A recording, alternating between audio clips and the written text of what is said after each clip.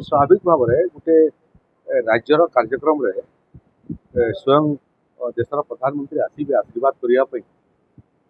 एवं सरकार को उत्साहित करने से बड़ उपलब्धि आमर कौन हो पारे। प्रथम वर्ष पूर्ति समय माननीय प्रधानमंत्री आसी ये नुआ सरकार शपथ ग्रहण कला बेले आसी माननीय मुख्यमंत्री दिल्ली जाकरी देशर प्रधानमंत्री को साक्षात कर निमंत्रण कर माननीय प्रधानमंत्री आसपा राजी होती तारीख धार्य ही ना जो आसंता 12 तारीख ठारू मोटामोटी 22 तारीख पर्यंत 10 दिन धरिक विभिन्न कार्यक्रम अनुष्ठित हम से भितर गोटे दिन माननीय प्रधानमंत्री ओडिशा आसवे तेणु संभाव्य गस्त को आखि आगे रखिक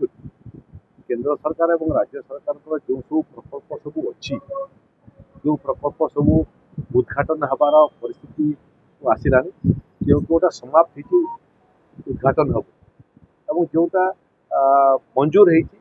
हो टेंडर प्रोसेस समाप्त हो तार भूमि पूजन हम ताकू आम लिस्टिंग करूँ विभिन्न विभाग माननीय प्रधानमंत्री जो दिन आसवे से दिन 20 नुआ प्रकल्प केंद्र और राज्यर ताकू भूमि पूजन कर शुभारंभ श्री गणेश करेंगे और जो जोटा समाप्त हो उद्घाटन कर स्वाभाविक भाव में ओडिशा उपकृत हम माननीय मुख्यमंत्री गुड़े प्रकल्पर उद्घाटन करेंगे नुआ कार्यादेश देवे मंत्री माने विभिन्न प्रादेशिक स्तर और जिला स्तर कार्यक्रम को जोग देवे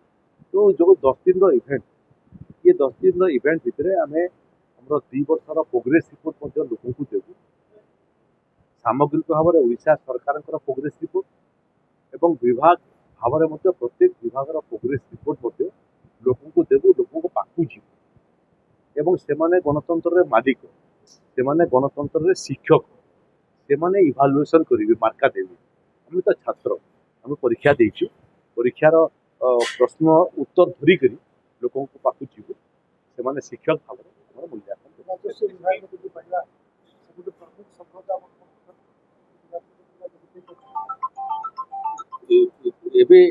जोटा आम प्रस्तुत करुचु रिपोर्ट से 2.6 कोटी लोक आम विभिन्न राजस्व सेवा 2 वर्ष भर सारी 2.6 कोटी लोक कहे मोटामोटी ओडिशार लोक संख्यार अधारू अधिक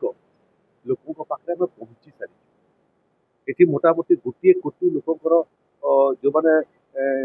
जमी मालिक अच्छा जो मानकर राजस्व रेकर्ड एवं पट्टार अजा और अजांकर बापा ना 60 लक्ष आम पट्टा कलम टू करेक्शन कर सारी गुड़िए माली मोकदमा राजस्व जोटा पेंडिंग थिला ताको अधारू कम को नहीं आसिलु गुड़िए राजस्व मामला समाधान कलु जो भिन्न भिन्न आईन में मोटामोटी अचल अवस्था होता स्टेट एबोलिशन एक्ट जो पार्ट फाइनाल कथा कहते सेटा आम आगेचु लोक वसुंधरा योजना सेचुरेशन मोड को आम नेलु लोक भूमिहीन बोली खोजिले मिले ना से स्थिति को नेलु तेणु लंबा तालिका से तालिका भी आम प्रस्तुत करुचु आमर प्रोग्रेस रिपोर्ट टाकू मुख्यमंत्री सागर ये भितर से तारीख धार्य हो जो दिन आम आलोचना भी करूँ प्रोग्रेस रिपोर्ट टाकू माननीय मुख्यमंत्री अनभेलिंग करेंगे।